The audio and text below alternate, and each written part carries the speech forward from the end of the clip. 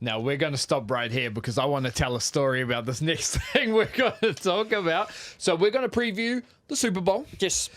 Which will play out on Monday. Yeah. This coming Monday here in New Zealand. I've got shit in work on Monday. It'll be Sunday. It'll be Sunday overseas.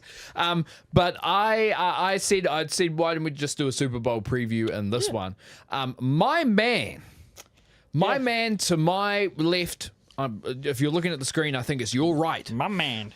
Mr. Simon Cooper has Government name. Has popped off in the notes. I wrote a novel. And this guy wrote, like he said, a novel. So this is how it's going to work. I'm going to let him... It's going to go very quickly, I'm going to let him read this out. It's going to go off very quickly. And I'm going to talk afterwards, because if you don't think we're dedicated to the content, you're about to find out how dedicated we are to the content. I'm so dedicated to this. For context, I have family I haven't seen in 2 years over at my house right now, and I'm recording the podcast. Dylan doesn't know. Hello to my family. Why didn't you tell me that anyway? No, because I want to record the podcast. I'll see you guys at 8:30. Fucking good on, because brother. I'm still going to get Nando's after this. Well, thank you very much. But get into this, and I'm going to talk after you're done. Cool. So, Super Bowl 60 next Monday at 12:30 p.m. will be played at Levi Stadium in Santa Clara, the home of the San Francisco 49ers. And if all goes correctly, a place I may be visiting later this year. Let's go. If you care about this, the halftime show is Bad Bunny, so it will be pretty good. The Seattle Seahawks will face the New England Patriots, two teams who have tasted success a lot in the last 2 decades compared to a lot of other teams in the NFL, like my Minnesota Vikings and his Pittsburgh Steelers. Shut up. Hey, I took down my own team as well. I know. First, we'll look at the Seattle Seahawks. Since 2010, they've only missed the playoffs in 5 seasons, with the last 2 of those being the 2 previous seasons, even though in both of those seasons they both finished over .500 win percentage, which usually means you're good, but you got screwed over by other teams in the in other divisions. At the same time, in this 15-year period, they've won the NFC Championship 3 times in 2013, 2014, and obviously this year, this season in 2025. Plus a Super Bowl back in 2013. Pete Carroll had been the coach for most of that success, but Mike McDonald has been in charge since the 2014 season. 2024 season. 2024 season, sorry. This team is now led by Sam Darnold, who is a Pro Bowler, and several other 2026 Pro Bowlers, including one of the most best players to watch in the game right now, wide receiver Jackson Smith-Njigba, defensive end DeMarcus Lawrence, and defensive tackle Leonard Williams, cornerback Devin Witherspoon, and even their return specialist, Rashid Shaheed, great name, is a Pro Bowler. In the regular season, Jalen Smith-Njigba led the league in pass receiving yards with 1,793 and is the only Seahawk or Patriot to be named first team All-Pro. Different to the Pro Bowl. It's more elusive. That's both of the conferences combined. Multiple different sources do an All-Pro. He was the only Seahawk or Patriot to be starting in the All-Pro team. I'll talk about the second All-Pros in a bit. Now, for their main man at quarterback, Sam Darnold. At 28, he makes his first Super Bowl as a starter. He backed up Brock Purdy with the 49ers a few years ago. Darnold had a very turbulent start to his career. He was picked 3rd by one of the worst teams to be drafted by the New York Jets back in 2018. After 3 seasons at the Jets, he spent 2 at the Panthers, where he suffered injuries and was a backup at times, but also had a really good run in that last season where he went 4-2. He then went to the 49ers to be their backup. Initially the Trey Lance, but it ended up being Brock Purdy. And he obviously got to a Super Bowl, although I think Purdy was injured. That's why it was Lance starting ahead of him originally. After that, he went to the Vikings, where it was going to be more of the same. They just drafted J.J. McCarthy, and Sam Darnold was looking, to be battling for a starting role. J.J. McCarthy ends up getting injured in preseason, is ruled out for the entire year.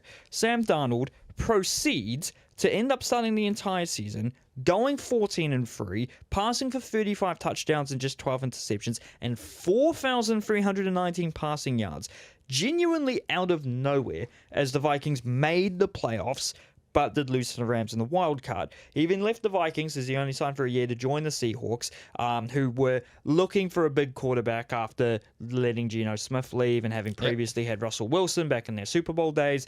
And this year he threw 25 touchdowns and 14 interceptions and broke 4,000 passing yards again. As we said, those Seahawks went 14-3. They were the best team in the NFC, skipped the wild card, and went to the divisional where they absolutely destroyed the 49ers 41-6 and edged the Rams 31-27 to make their first Super Bowl since 2014, the one where they just didn't run the ball and could have won it. They are seen as the clear favorites going into their fourth Super Bowl appearance, but they go up against a team who beat them in that last Super Bowl appearance, the one and only New England Patriots. And we don't really need to say anything about them since 2010. They've been one of the most dominant teams in the NFL, one of the most dominant teams in sports. Yep. They were led by quarterback Tom Brady and coach Bill Belichick and had a multitude of other stars. And should be first Yes. ballot Hall of Famer Bill Belichick. What are we doing? No, I don't understand why people weren't voting for him. They won 3 Super Bowls in 2014, 16, and 18 to go along with the 3 they won in the 2000s. The Patriots only missed their first playoff since 2010 in 2020 after Brady had left the team. And then after the season after, they missed the playoffs for 3 straight years. And in the last 2 seasons, they went 4-13, including last season, which makes this Super Bowl run Mad. insane. However, this season, Mike Vrabel took charge. You talked about him last week, about he was really unjustly fired from the Titans, wasn't given the right opportunities there. He literally took them to a conference championship. Yeah. He had Derrick Henry in his prime, don't get me wrong.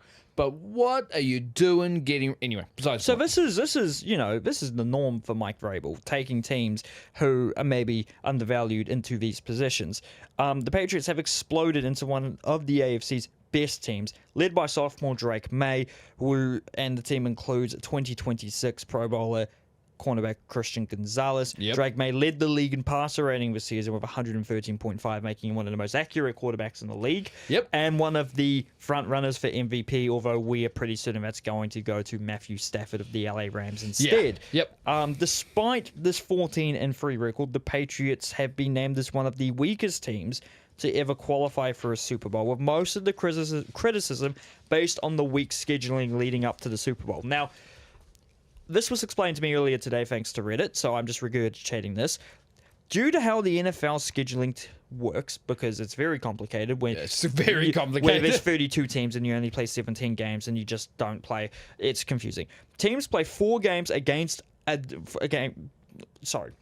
Teams will play 4 games against all the teams in a division in their own conference, 4 games against all the teams in another division in the other conference, 6 games against all the teams in their conference, 3 home and 3 away, and then 3 games against teams based on the same place they finished in their division the previous year. So, for context, that's freaking confusing as frick, but it also gives a massive advantage if you're a team who got very, very good in the offseason or had been very much hindered by injuries the previous season and finished lower. Because in the case of the Patriots, they finished 4th in their division last year, and I'll explain why that helped in their schedule very soon. The Patriots division themselves included the Miami Dolphins and the New York Jets, who were both fairly poor this season. The Jets more than the Dolphins, and the Patriots defeated them both times. The other AFC conference they faced was one you're very familiar with, the AFC North, which, despite containing the Steelers, the Ravens, and the Bengals, was one of the most underperforming conferences in the season. All of those teams massively underperformed except the Steelers. The Ravens didn't make the playoffs. The Bengals had Joe Burrow injury issues. And so the Patriots... And the Browns are the Browns. Yeah, and the Patriots only lost to the Steelers once. The NFC conference they faced was the NFC South, probably the worst division in the NFL, containing no team which had over a 500 winning record. The Panthers, the Buccaneers, the Falcons, and the Saints. The Patriots were 4th last year, so they got to face fellow 2024 4th place teams, the Las Vegas Raiders, the Tennessee Titans, and the New York Giants, who were all still incredibly bad, although they did lose to the Raiders, and the other regular season game they lost was to their division rivals, the Buffalo Bills. But we can't obviously criticize them too much for this record. For the schedule. Yeah, I'll just for a tiny bit here. Interject. You can't... I get that, it's an easy schedule, but at the same time... They were 4-13 last year. Why don't we start giving? And I get it when you like especially for a team like the Patriots who dominated everybody. Yeah. But you can't not give them credit for building a team that was 4-13 to winning 14 games the next year.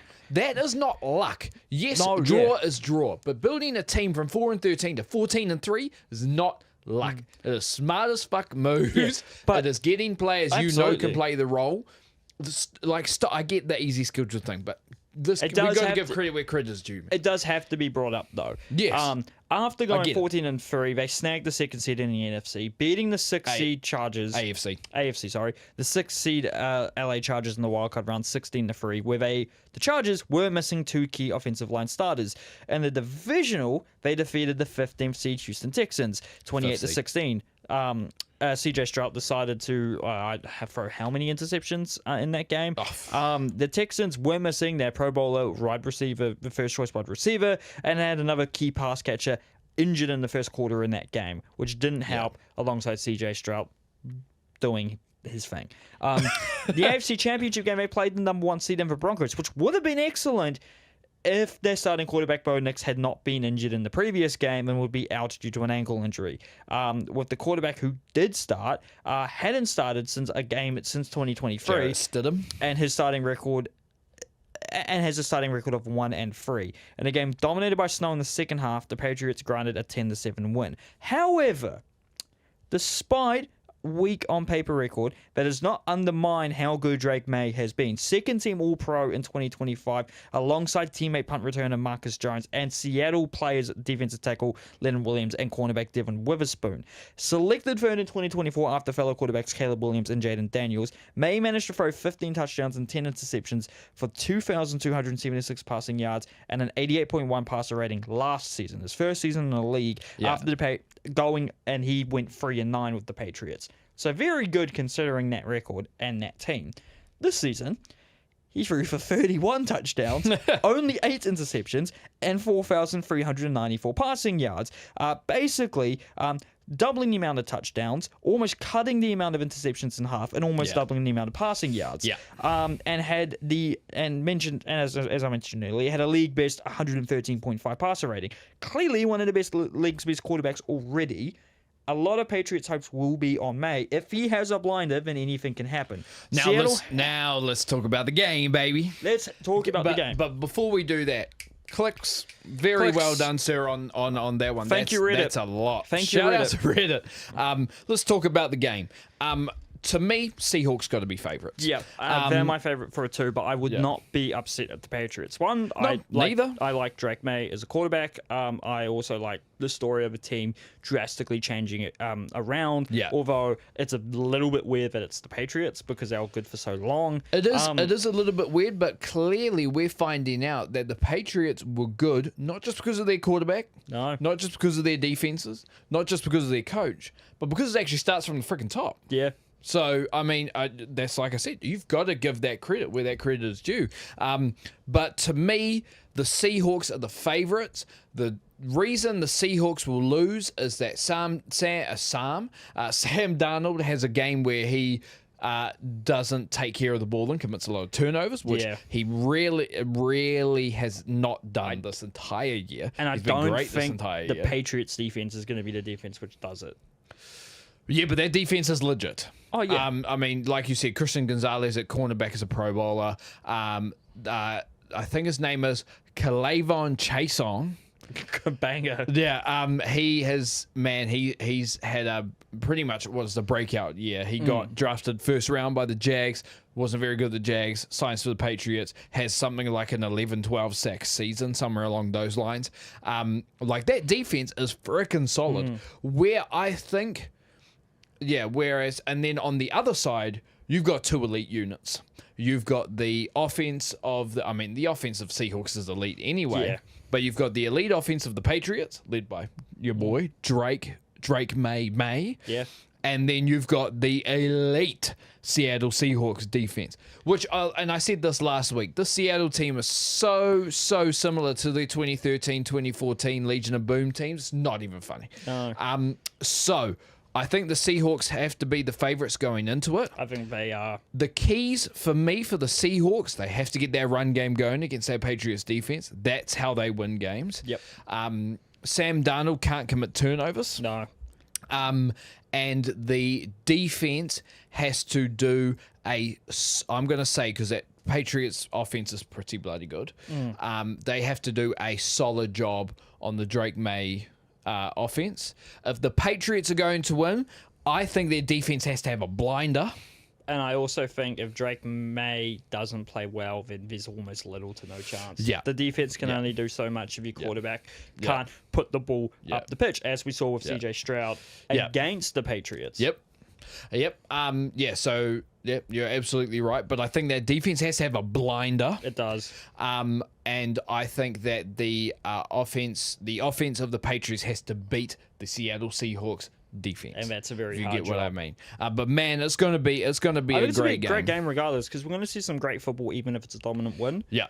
Very true. And I'd be very happy to see Sam Darnold become a Super Bowl winner, especially the first quarterback from that 2018 draft to potentially win a Super Bowl with all the amount of talent drafted around him, like Baker Mayfield, Lamar Jackson, Josh Allen, Josh Rosen. Who? But yeah, I get your point. But yeah, man, to me, like I said, Seahawks are going to. I think the Seahawks have to be the favorites. I think the Seahawks are going to win. I think so too, but I would love either team to win. Yeah, exactly. I think it's two great stories. Very good. It's two great stories. The Seahawks coming back, and I think Seahawks are a team you can I think neutrally you can always like them a bit, because like Seattle's one because it's like a market where they don't have a team in every sports league now. Yeah. Seattle's like slightly smaller market. They should have the Supersonics back as a basketball go. They should have Supersonics. They probably will sooner rather than later. They have an ice hockey team now, obviously. They do. They do have the baseball team, the Mariners, who are kind of famous for never making a World Series. Yep. But look, I think Seattle's just one of those likable markets, and just Seahawks, cool name. They're playing a cool stadium. Their fan base is crazy. They're crazy.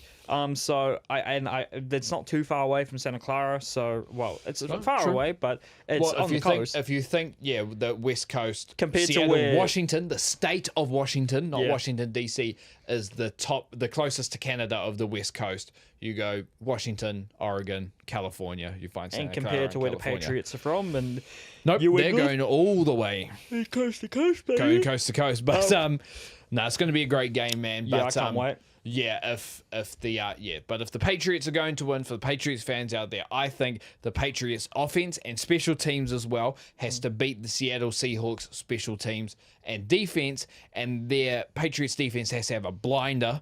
And if the Seahawks are going to win, run game's got to be great. Sam Darnold can't commit turnovers and play the way that he's been playing, and the Seattle defense has to beat the Patriots offense as well. So special teams has to beat the Patriots special teams. But it's going to be a great game.